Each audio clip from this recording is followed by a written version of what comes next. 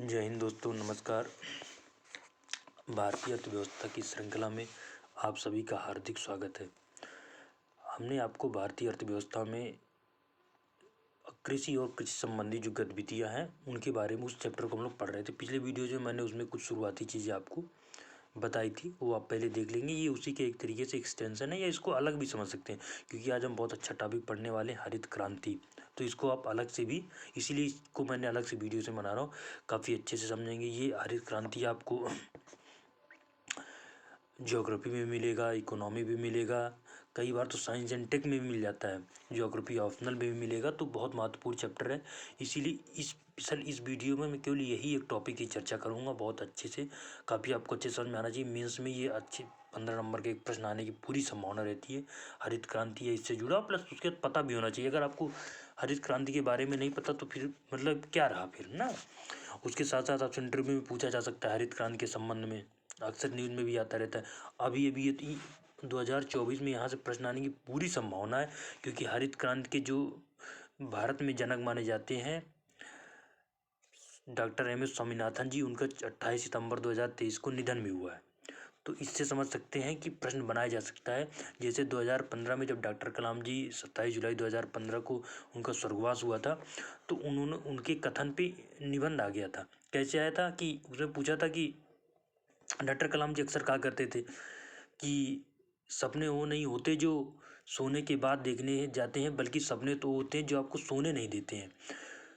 तो उसी को उन्होंने निबंध में दे दिया था। तो इससे लग सकता है कि पेपर में आने की संभावना है। मैं एक संभावना कह रहा हूँ, कोई जरूर नहीं कि आ ही जाए, तो आ सकता है। डॉक्टर कलाम की तरह एम.एस. स्वामीनाथन भी बहुत महामानव थे देश के लिए। Doctor MS. स्वामीनाथन जी का भी देश की खाद्यान्न आत्मनिर्भरता में तो बहुत महत्वपूर्ण योगदान रहा है। अब हम लोग सबसे पहले बात करेंगे कि हरित क्रांति देश में लाई क्यों गई थी। देखिए, 15 अगस्त 1947 को देश आज़ाद हुआ। अगर हम उसके थोड़ा पीछे जाएं तो 200 साल में क्या था, ब्रिटिश ने खूब भारत में लूट खसोट की, करोड़ों की संख्या में लोग मर गए भूख से। कुल मिलाकर के ब्रिटिश के 200 साल में 40 लाख लोग तो अकेले 1943 में बंगाल में भूख से, बंगाल वाले रीजन में भूख से मरे थे। क्योंकि जितना उत्पादन होता था, मैंने आपको रैयतवाड़ी, महालवाड़ी, उसके साथ साथ स्थायी बंदोबस्त बताया था। उसमें बताया था कि उसका लगभग 95% से ज़्यादा तो ब्रिटिश ही ले लेता था टैक्स के रूप, कुछ बचता ही नहीं था। पहले तो उत्पादकता ही बहुत कम होती थी, जो होती भी थी। तो इसलिए 1943 के पहले भी बहुत सारी भुखमरी आई, बहुत लोग मरे।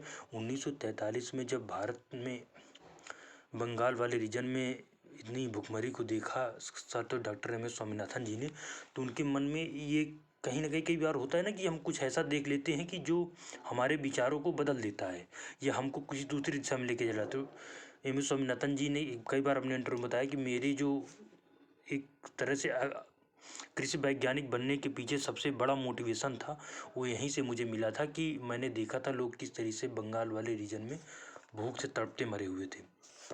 तो ये तो एक मतलब स्वतंत्रता की पहले की बात है।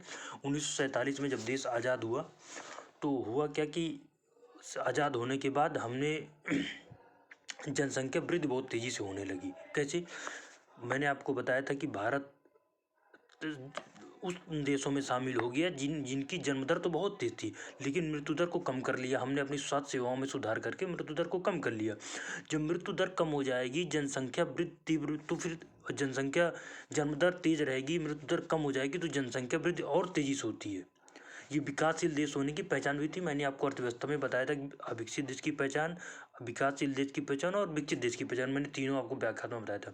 तो भारत में मृत्यु दर पे तो हमने नियंत्रण कर लिया, लेकिन जन्म दर हमारी लगातार तेज बढ़ती चली गई।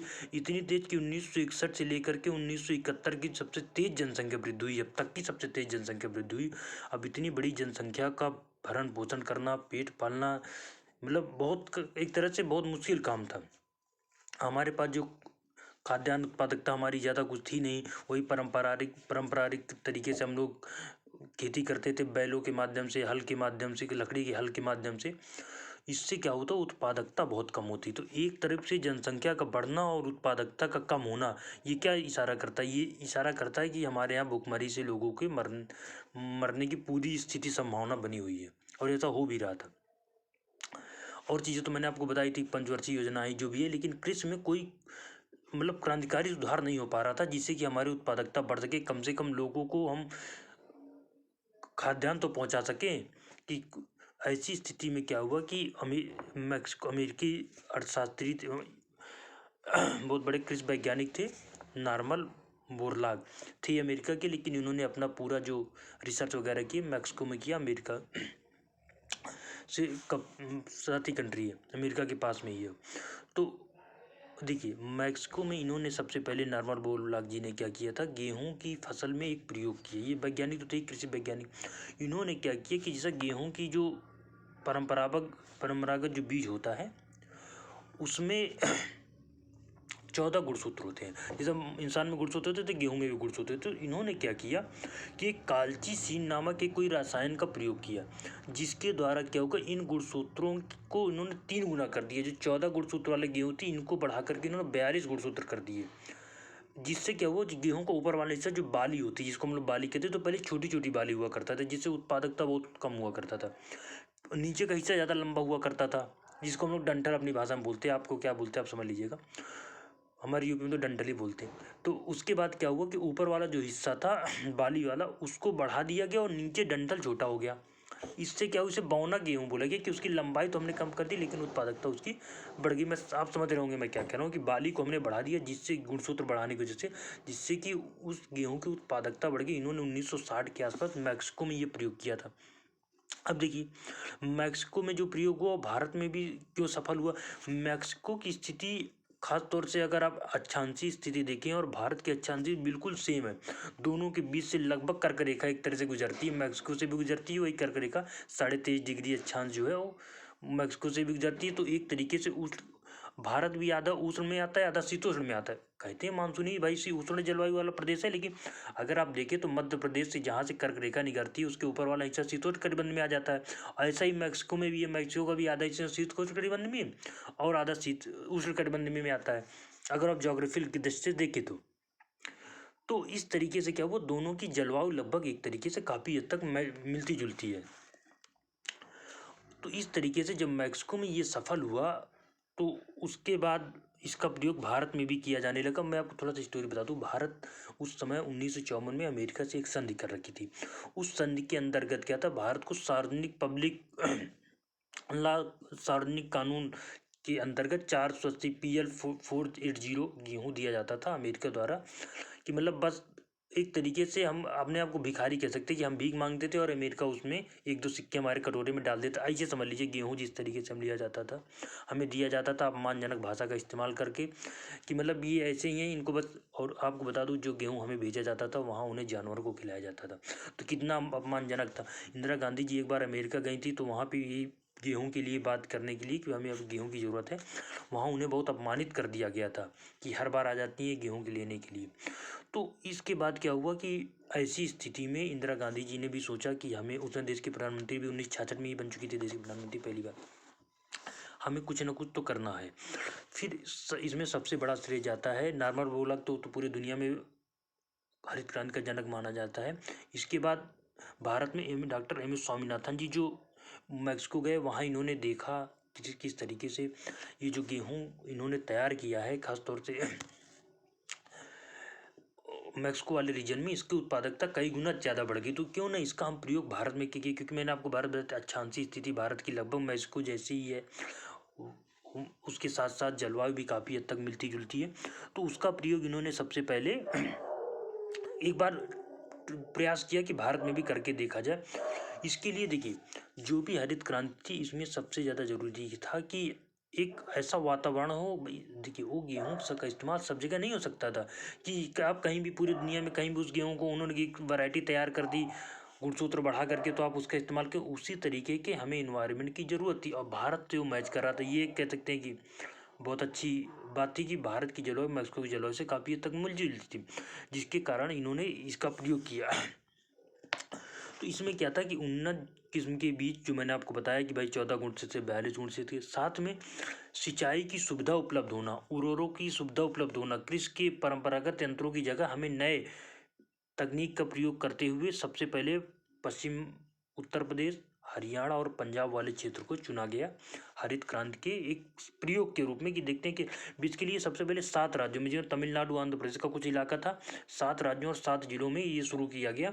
लेकिन मेनली जो इनका एक तरीके से फोकस पॉइंट रहा वो पंजाब, हरियाणा और साथ में पश्चिमी उत्तर प्रदेश वाले रीजन में रहा। तो इसकी वजह से प्रयोग किया गया। तो जब देखा गया कि गेहूं की उत्पादकता कई गुना बढ़ गई थी। हम आपको बताते कि 1960-61 में केवल 82 मिलियन टन खाद्यान्न का उत्पादन, पहले गेहूं का सबसे पहले शुरू किया गया, फिर चावल में, और मेन गेहूं और चावल तक ही सीमित रह गया। अभी मैं आपकी लिमिटेशन बताऊंगा तब बताऊंगा। 82 मिलियन टन था, जिसे आज 1918 और 19 का जो डाटा है 284.9 मिलियन टन हो गया। लगभग ये पहुंच गया आपके 3.5 गुना ज़्यादा। आप समझ सकते हैं कि जहां 82 मिलियन टन था 1960-61 में हमारी उत्पादकता होती थी, आज हमारी ये पहुंच गई 284 मिलियन टन, लगभग 3.5 गुना ज़्यादा। तो इससे आप ये समझ सकते हैं कि कृषि की उत्पादकता और उत्पादन में हमने कितनी तेजी से वृद्धि की। तो कहीं ना कहीं भारत को एक तरीके से आत्मनिर्भर, खाद्यान्न के मामले में आत्मनिर्भर बनाने में हरित क्रांति ने एक बड़ा भूमिका अदा की, जिसमें कि सबसे ज़्यादा उत्पादन गेहूं का और फिर चावल का उत्पादन इसमें सबसे ज़्यादा रहा। तो कम से कम भूखमरी जैसी समस्या तो देश में समाप्त ही लगभग कर दी कि आज जो 82 करोड़ लोगों को खाद्यान्न सरकार मुफ्त में उपलब्ध करा रही है, वो कृषि में इस बढ़ी हुई उत्पादकता का ही पर नहीं। उत्पादकता अगर हमारी इतनी नहीं बढ़ती तो हम कहाँ से ले आते? हम तो खुद ही PL 480 खा रहे थे, कोई संभव नहीं था। तो इस तरीके से तो देखिए, ये तो मैंने आपको पूरा हरित क्रांति के बारे में एक तरीके की पूरी एक स्टोरी आपको बता दी। तो हरित क्रांति के प्रयोग में सबसे पहले इन्होंने क्या किया, उच्च गुणवत्ता के बीज, सिंचाई की सुविधा होना, उर्वरकों का प्रयोग बढ़ना, नए नए कृषि तकनीकों का यंत्र होना। जब देखिए हरित क्रांति की जब शुरुआत हो गई, उसके बाद देश में अनेक बड़े बड़े डैम बनने लगे। शारदा नहर जो बनाई गई वो हरित क्रांति को के लिए ही बनाई गई, कि हरित क्रांति के लिए जो सिंचाई की सुविधा हमें ज़रूरत है फसलों के लिए, उसके लिए शारदा नहर और अलग अलग केन बेतवा लिंक परियोजना, ये सब कहीं हरित क्रांति से ही एक तरह से शुरुआत हो गई थी। तो ये हो गया। तो ये मैंने आपको बता दिया कि हरित क्रांति के क्या क्या घटक रहे हैं। सबसे पहले हाई बिल्डिंग एनर्जी, रासायनिक खादों का भी प्रयोग किया। फिर उसके बाद नए नए खाद के उर्वरक, जो इफ्को फूलपुर प्रयागराज में जो एक तरीके से खाद का संयंत्र भी लगाया गया, कई जगह नए नए खाद के संयंत्र लगाए गए। उसके साथ साथ सिंचाई की सुविधा में वृद्धि की गई, रासायनिक कीटनाशक और रोगाणुनाशक, उसके साथ साथ इनके भी नए नए उद्योग शुरू किए गए। अब जब उत्पादकता अधिक होगी तो उसके लिए हमें भंडारण की जरूरत पड़ेगी। जब भंडारण की जरूरत पड़ेगी तो नए नए हमने भंडारण केंद्रों की भी स्थापना की गई। उसके साथ साथ हम सड़कों का विकास किया गया। भाई अगर आप हमारे गांव में अगर किसी उत्पादकता मान लीजिए 3,000 किलो गेहूँ उत्पन्न हुआ, 3 टन गेहूँ उत्पन्न हुआ, अगले साल ये 9 टन उत्पन्न हमने कर दिया हरित क्रांति का प्रयोग करके, तो ये 9 टन गेहूँ ले जाने का बाजार भी तो चाहिए हमें, नहीं तो ले कैसे जाएंगे। तो सड़कों का भी विकास किया गया, बेसिक आधारभूत संरचना का विकास किया गया। उसके साथ साथ सबसे बड़ी बात तो ये रही कि MSP की शुरुआत की गई। MSP मिनिमम सपोर्ट प्राइस, मैंने आपको बताया भारतीय अर्थव्यवस्था में कि आज भी सरकार 22+1 22 फसलें और गन्ना के लिए, उसके लिए होता है 23 फसलों के लिए आज भी सरकार MSP जारी करती है।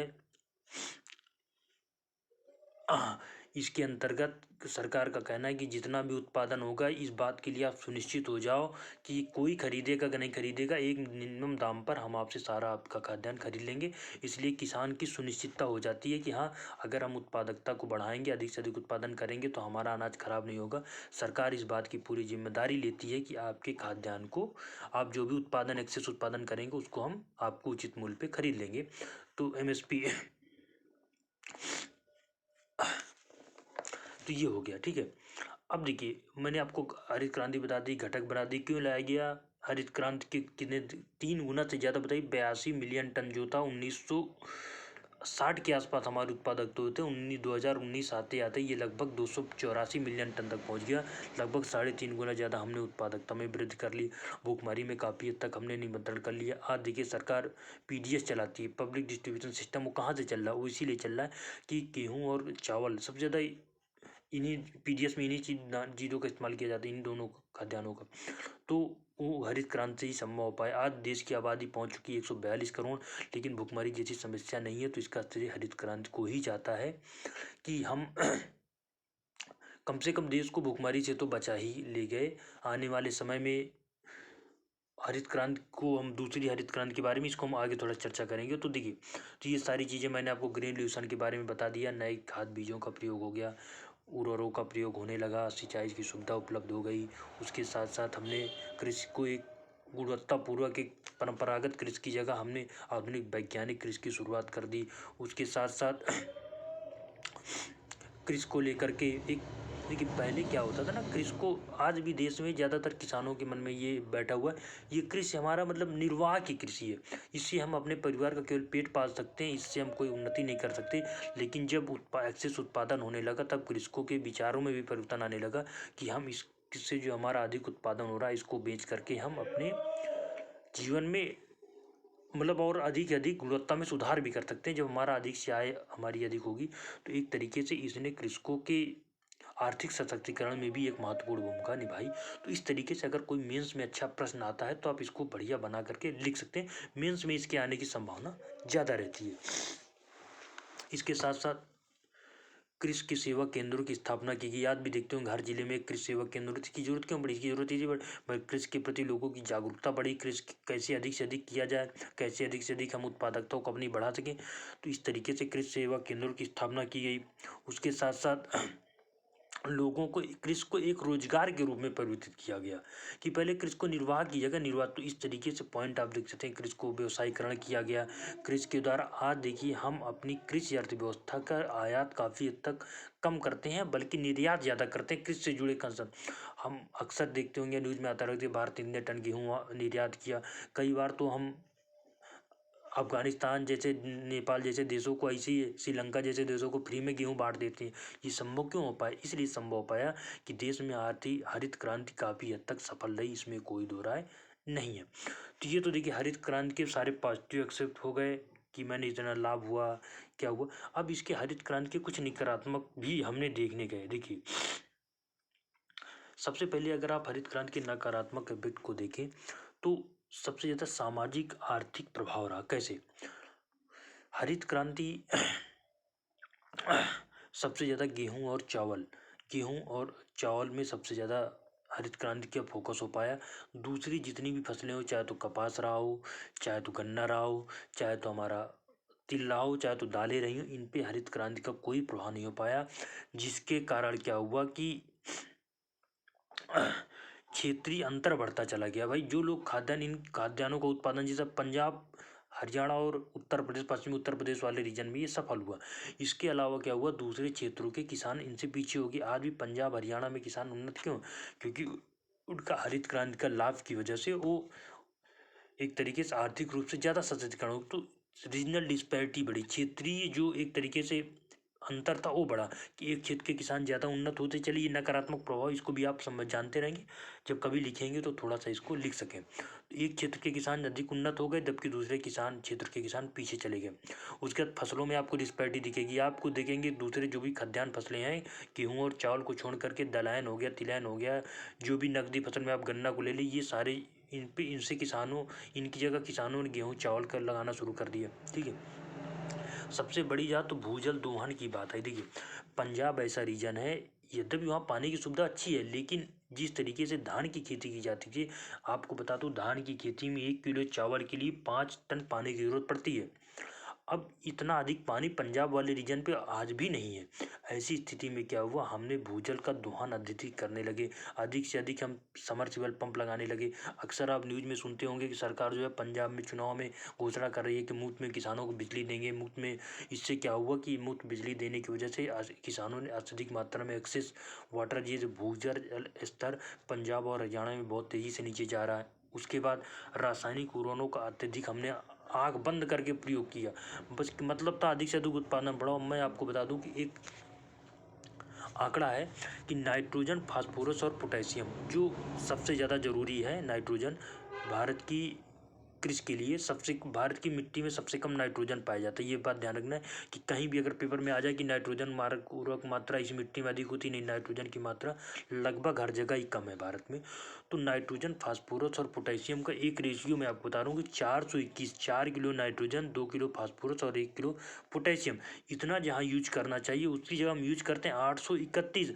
4 किलो नाइट्रोजन की जगह 8 किलो हम नाइट्रोजन डाल रहे हैं, 2 किलो पोटेशियम की जगह फास्फोरस का 3 किलो फास्फोरस डाल रहे हैं, और साथ में 1 किलो जहाँ पोटेशियम डालना वहाँ तो चलिए 1 ही किलो पोटेशियम डालना चाहिए। तो 400 याद रखना, 421 जगह हम 831 का इस्तेमाल कर रहे हैं, याद रखना ये रेशियो है। इसकी वजह से क्या हुआ कि मिट्टी की गुणवत्ता में सुधार लाया, मिट्टी गुणवत्ता खराब होने लगी। आज देखिए जो मृदा हेल्थ कार्ड जो चलाना पड़ रहा है सरकार को, इसीलिए चलाना पड़ रहा है कि हमने हरित क्रांति के नाम पे एक्सेस यूज कर दिया यूरिया का, उसके साथ साथ जो कीटनाशक थे, जिसकी वजह से मृदा की गुणवत्ता में खराबी हो रही है।